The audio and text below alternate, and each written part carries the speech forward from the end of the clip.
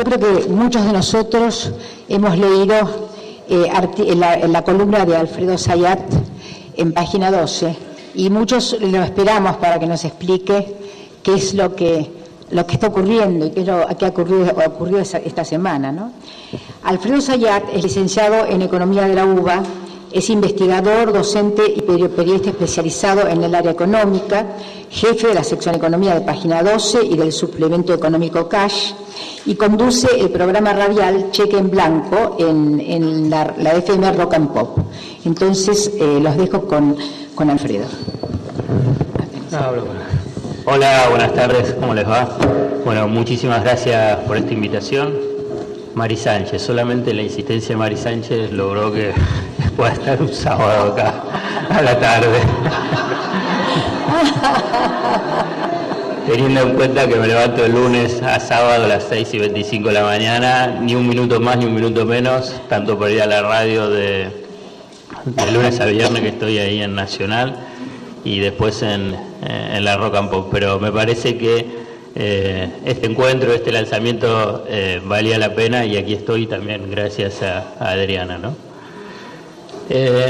Bueno, hay varios aspectos que uno puede abordar en los temas económicos y lo que está instalado en el sentido común y en la mayoría, y yo para no decir mayoría, para no extenderlo y decirlo casi todos, es que esperan de la economía y de los economistas fundamentalmente, y lo que se han instalado en los últimos 30 años en el país, que les diga qué es lo que va a pasar. Y como bien saben, los que por ahí me leen, escuchan o no, es que yo les puedo decir que no saben lo que va a pasar. O sea que yo tampoco voy a poder decirle nada de lo que va a pasar. Pero lo que sucede es que muchos de los conceptos, muchas de las ideas que instalan los economistas, o vamos a decir, cuando uno dice los economistas del establishment o los economistas de la City, o que en forma irónica yo digo los economistas especializados en el error, lo que finalmente instalan son conceptos, son ideas que pasan a ser del sentido común. Entonces, dentro de lo que es mi profesión, que mi profesión es la de ser periodista, y a partir de ahí es transmitir información, es de apropiarme de esos conceptos y desestructurarlos, porque a partir de que uno los desestructura, les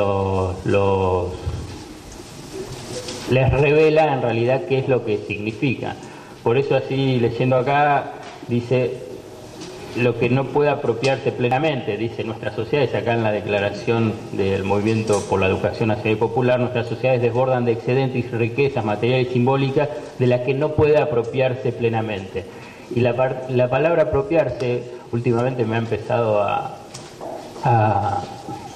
recorrer los pensamientos, porque es precisamente eso lo que tiene que hacer los movimientos nacional y popular, como quieran llamar, algunos lo llaman progresismo, algunos lo llaman la centroizquierda, algunos no lo llaman nada, pero están parados ahí, es de apropiarse precisamente de las palabras, y a partir de las palabras de los contenidos, porque lo que importa, bueno, lo que me importa a mí a partir de lo que es la transmisión de mis pensamientos o de los conceptos, es que hay que apropiarse de las palabras y poner los propios contenidos, los contenidos que llevan a poder hacer una transformación de la sociedad en función de los intereses de las mayorías, de los sectores más vulnerables. Esto lo digo como una introducción para ir por ahí a un corazón de lo que es el conflicto actual, que aún permanece y que está recorriendo todo el universo político, económico, social de la actual realidad, que es la del conflicto con el campo, con un sector del campo, o como me gusta decirlo, con el sector del campo privilegiado. Digo, apropiarse la palabra, y bueno, si alguno leyó la columna de hoy, digo, ¿por qué? Es que me está recorriendo los pensamientos el tema de apropiarse las palabras, porque si no uno se las deja a los que no están pensando en el interés de las mayorías. Y por eso aparece la palabra diálogo, la palabra tolerancia, la palabra consenso, o la palabra pequeño productor, la palabra segmentación, la palabra campo y la palabra pobreza, como lo habrán visto en estos últimos 2 días o 3 días o la última semana, que la sociedad rural habla de la pobreza. Entonces, si uno le deja las palabras, y ustedes como docentes, la mayoría son todos docentes, ¿no? Sí. Bueno, están en el Movimiento Nacional Popular, sí. Entonces,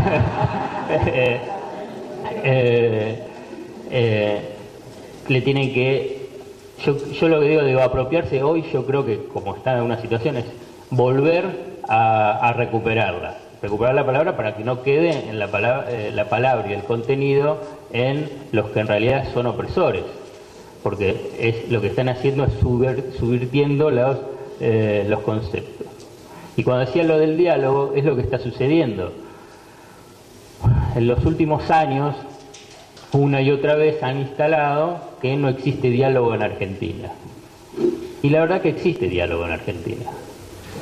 Uno puede decir podría estar mejor, uno podría decir tendría que tener otras características, pero diálogo existe, y en un núcleo central de la economía existe un diálogo que uno puede decir podría ser mejor, peor, como yo les decía, que podría ser con mayor profundidad, pero en el núcleo central donde uno ve la disputa de intereses y la disputa precisamente por el de la renta, o sea, un escenario de enfrentamiento o de dos sectores muy fuertes, o sea, del capital y el trabajo.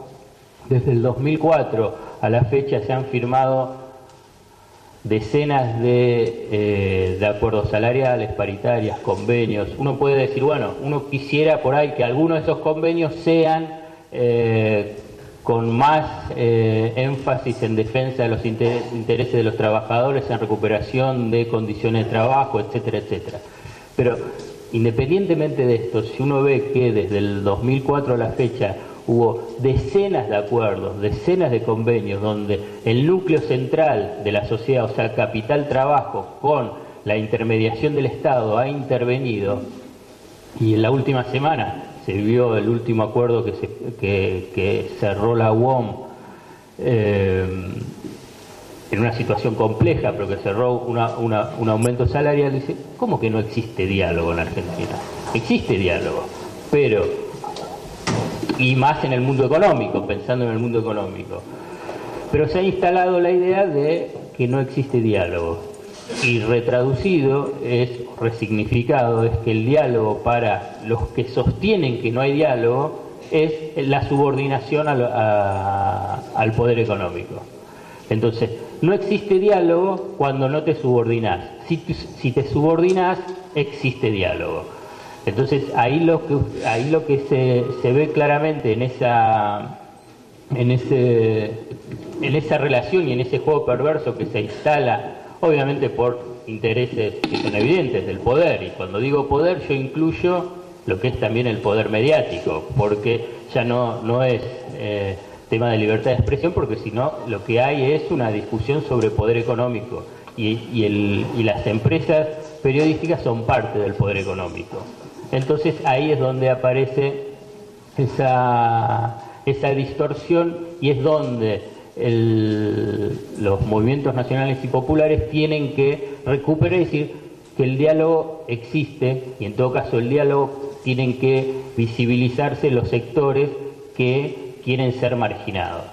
Porque también ahí hoy remarcaba que en la década del 90, cuando había procesos de flexibilización, crecimiento del desempleo, desestructuración productiva, exclusión social e incremento de la pobreza, nadie hablaba del diálogo, hablaba de la modernidad y hablaban de cómo la situación podría llevar al desarrollo de la sociedad.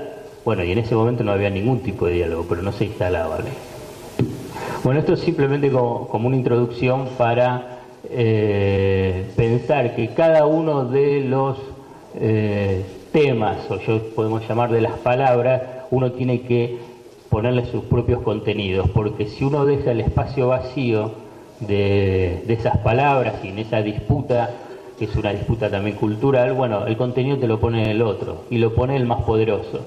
Entonces ahí es donde hay que dar la batalla. Una batalla que en este último año y medio pasó a estar cruzado por el conflicto con el sector del campo. Y cuando hablamos del sector del campo, uno entonces tiene que traducirlo, porque inmediatamente aparece ese enfrentamiento que para mí es falso también, de decir, bueno, campo-ciudad, entonces los de la ciudad no entienden, los de la ciudad que no tienen campo, ¿no? Porque hay muchos que están en la ciudad que todos tienen campo, ¿no? El campo, la ciudad, los de la ciudad no entienden el campo, o el campo versus la industria, cuando también hay muchos industriales que son del campo, pero bueno, la verdad que no existe ese enfrentamiento.